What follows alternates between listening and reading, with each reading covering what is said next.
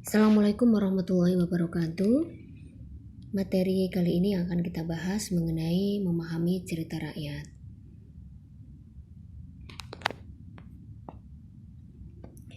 Cerita rakyat adalah cerita yang diturunkan dari nenek moyang secara lisan ke lisan dan termasuk ke dalam karya sastra.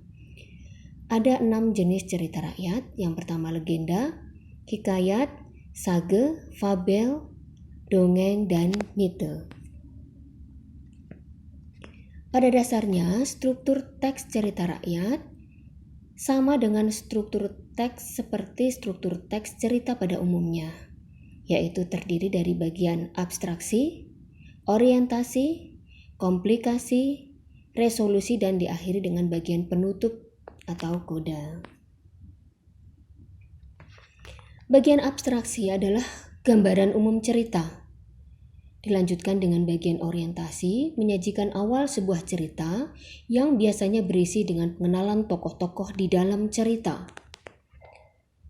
Kemudian bagian komplikasi, yaitu bagian terjadinya sebuah masalah yang dihadapi oleh sang tokoh utama dalam cerita, atau dengan kata lain merupakan puncak cerita.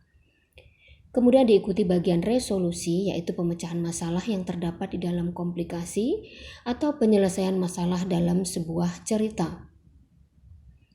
Dan struktur teks cerita rakyat diakhiri dengan bagian koda, berisi pesan moral yang ada dalam cerita.